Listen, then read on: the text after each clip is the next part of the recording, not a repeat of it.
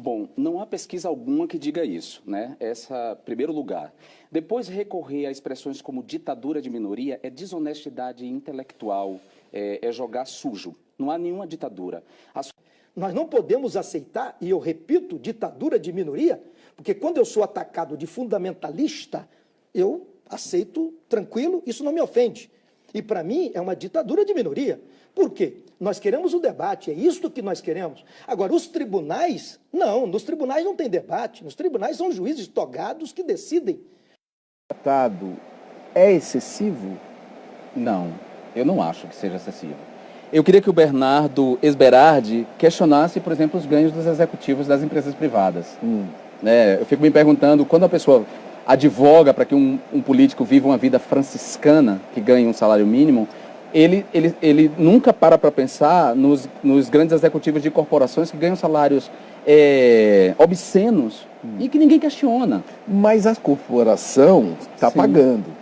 E a corporação, se está pagando, é porque para ela vale. As corporações muitas vezes têm isenção fiscal dada pelo Estado, né? E se está pagando... Mas aí você está falando do Ike. Não, eu estou falando de outros tantos empresários. Aliás, o Ike, a dívida do Ike com o BNDES é uma dívida... Não é só ele, tem outros setores do mercado gozam da isenção fiscal dada por nós como sociedade.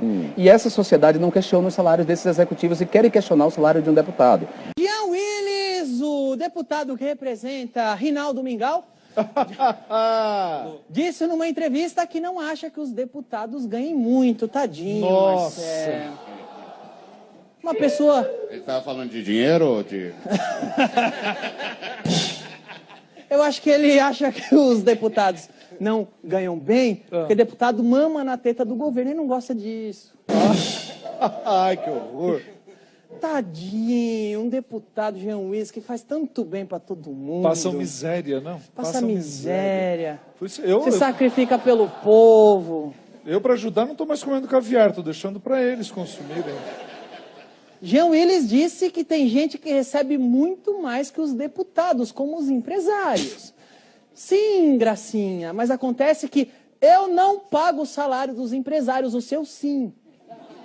Além disso, o empresário produz, você não. E um aviso para o Jean, se você não está satisfeito com seu salário, o BBB está aí todo ano para isso, viu, bonito?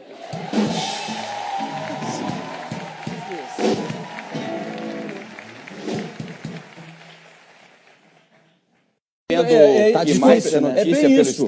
Quando o cidadão não está dizendo o que esta minoria... Organizada e barulhenta. Que é organizada, barulhenta, e se autofinancia e tem financiamento internacional, quando alguém não diz o que eles querem, aí então o sujeito é enxovalhado. É o seguinte, na medida em que um movimento qualquer, que se diz perseguido, se diz coitadinho, impede...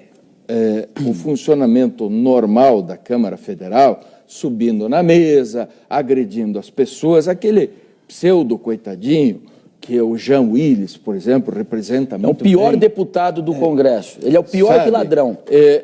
Faz o coitadinho. Outro dia eu vi uma entrevista dele naquele programa de mulheres de uma GNT. Da GNT. E aí as mulheres, uma delas abraça ele e diz: muito obrigado pelo exemplo que você dá para o meu filho. Isso é uma insanidade. E o Brasil compactua com esse tipo de insanidade, neste momento, achando que esse é o melhor exemplo. O Jean Willis se tornou uma figura pública desempenhando um papel escatológico no BBB. É preciso lembrar das coisas e ter coragem. Ele é do BBB, ele surgiu no BBB, fez 13 mil votos e está na Câmara Federal tentando impedir o funcionamento normal da Câmara Federal. Desde quando esse rapaz pode ser um exemplo positivo? Desde quando, eu pergunto? E mais, você vê a força do movimento gay, que está aí entranhado nas redações também. Nossa Senhora! Nossa, falou alguma coisa. Você não sabe, por acaso? Falou, sabia. Vai dizer ok de novo? Não é nesse sentido que tem muito gay na redação. Não tem nada a ver. Tem, não tem, isso não importa. O que importa é que a pauta do movimento gay ganha eco nas redações. O senhor dá-se destaque a qualquer coisa que o Feliciano fala. O senhor Jean Willis, outro dia, declarou que todo cristão é nojento, uma coisa assim. Foi uma declaração nesse nível. E ninguém falou nada. E ninguém falou nada. Vai o pastor falar que todo gay é nojento. O mundo desaba. E houve uma discussão entre o pastor Silas Malafaia e esse senhor João Willis. E o pastor alegava o seguinte, diz, não, homofobia, quer dizer, atos de discriminação contra gays tem que ser punidos por lei. Mas a simples expressão de uma opinião é um direito constitucional. Daí respondia o João Willis. A violência física é precedida da violência simbólica, de um discurso. Eu digo, isso é verdade, isso acontece. Só que, meu filho, as maiores vítimas de violência simbólica seguida de violência física são os cristãos e não vocês. Né?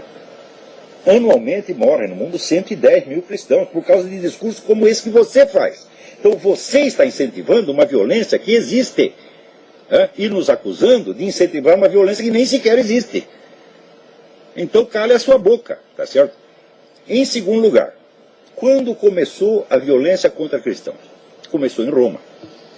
Eu acabei de ler aqui no apologista gay John Boswell, alega de que em Roma, nas altas classes, o homossexualismo é perfeitamente aceito, era normal, etc. Então, a classe dominante romana era composta maciçamente de gays, entre os quais imperadores notoriamente gays, como Nero, Calígula, Adriano, está lá na história dos 12 Césares de Suetônio.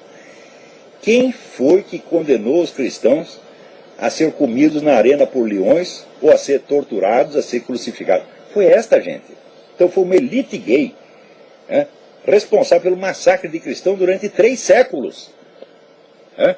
Então, esse Sir John Willis é porta-voz da mesma tendência, do mesmo ódio anticristão, que reconhecidamente mata milhões de pessoas.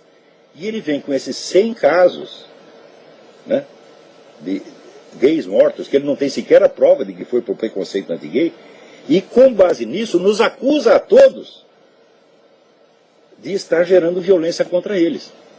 É claro que esse sujeito, vamos dizer, é de uma mendacidade psicótica, no mínimo. Chamar de psicótica é bom, porque você deve chamar de psicopática, tá certo? Que é uma pessoa insensível à diferença entre verdade e erro. É preciso, então, acusar essas pessoas, vamos dizer, da sua falsidade.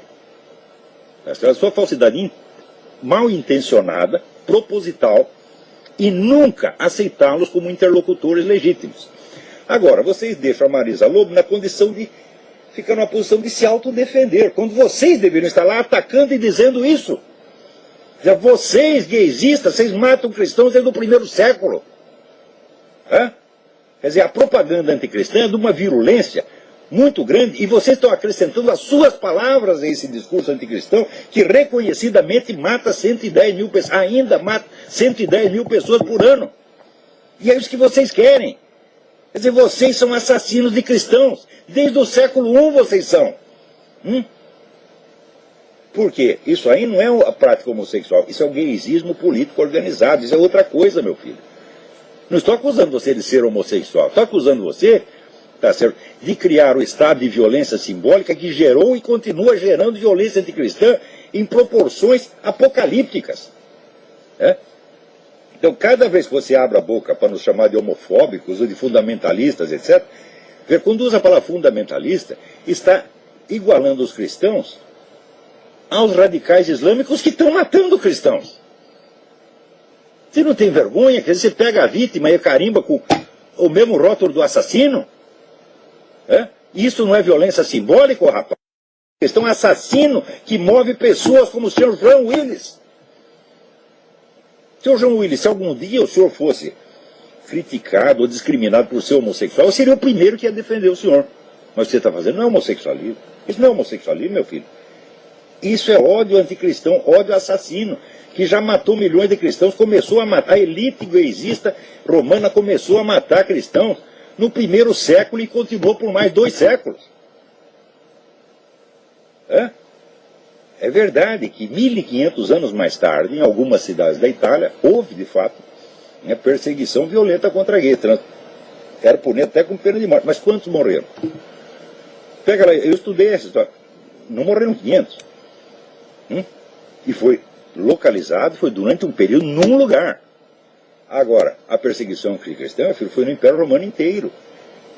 E depois vieram outros doutrinários anticristãos na Revolução Francesa, na Revolução Russa, agora na Revolução Islâmica, e a matança de cristão continua. E você me pega esses 100 casos, onde não há conexão causal alguma entre o discurso religioso e esses crimes, na maior parte cometidos por garotos de programa que são eles próprios gays. Você não tem nem um pouco de senso da verdade, rapaz? Nem um pingo de decência nessa sua alma? Eu acho que não. Falando nisso, o pessoal quer casamento gay. Sabe quem é o pioneiro do casamento gay? O imperador Nero. O imperador Nero casou, fez 2 casamentos gays até. Primeiro casou com um rapaz chamado Espórios e depois com outro chamado Doríforo. E o primeiro ele mandou castrar, para fazer dele mulherzinha dele. Doríforo. Depois o imperador Adriano também tinha um amantezinho, tá certo? E comeu, o rapaz depois se cansou. Ele mandou matar, e depois de mandar matar, mandou erigir uma estátua e colocar no panteão dos deuses. Então isso aí é o tipo da cultura macabra, tá certo? Cultura macabra que você vê em órgãos gaysistas, como a revista Advocate aqui. Existe, vamos dizer, a longa pesquisa da Judith Riesman, mostrando a intensa presença do elemento pedófilo na cultura da revista Advocate e outras revistas gaysistas. Eu não estou associando necessariamente homossexualismo à pedofilia, mas associo sim à liderança. Porque no Brasil, o seu Luiz Motti, que era o seu ídolo máximo, o seu grande líder, já está sendo processado por propaganda da pedofilia, e daí você trataram de repente, escondê-lo para baixo do tapete. Perceberam? De repente ninguém mais fala do João Willis de água. O Luiz Motti foi desmascarado, agora vamos apostar tudo no João Willis. Agora aqui nos Estados Unidos, só neste ano, 3 líderes gays importantes estão sendo processados por prática da pedofilia. Então, note bem, não há conexão entre homossexualismo e pedofilia, mas entre militância gaysista e pedofilia, sim, porque é a mesma convergência de interesses. Aqui já está lançada a campanha pela legitimação e legalização da pedofilia, e estão lançando no mundo inteiro. Quando lançam um lugar, lançam isso tudo coordenado. E no Brasil? Essa luta pela redução da idade de consentimento. E outra coisa, por que querem espalhar literatura e filmes gaysistas nas escolas? Vocês estão criando clientela para pedófilo, meu Deus do céu. Então, se não são pedófilos pessoalmente, vocês estão facilitando o caminho para eles. Por quê? Porque é uma convergência de interesses políticos. Agora, o cara que é homossexual fala, peraí, o que ele está interessado na implantação do homossexualismo mundial? Ele está cuidando do desejo dele, atender o desejo dele, ele não vai se meter nessas coisas. Se o cara se mete em militância gaysista, não é movido pelo seu impulso homossexual, mas por um impulso psicopático de remoldar o mundo à luz do seu desejo sexual. E esse é o primeiro ponto que vocês, evangélicos e católicos, vocês têm que levantar. Olha, eu estou falando em nome de uma religião que me impõe deveres e deveres difíceis de cumprir. Você está falando em nome do seu desejo, da sua fantasia sexual. Não estamos no mesmo nível. Eu não estou defendendo o meu interesse, mas você está. Minha gente, pare com isso. Vamos ser práticos. Qual é o problema? O problema é que os caras estão querendo implantar realmente uma ditadura gaysista, que vai terminar em perseguição direta de cristão, mas isso é óbvio que vai. O que move gente como o senhor João Willis é o mesmo ódio anticristão que movia a elite romana. Não tenho a menor dúvida disto.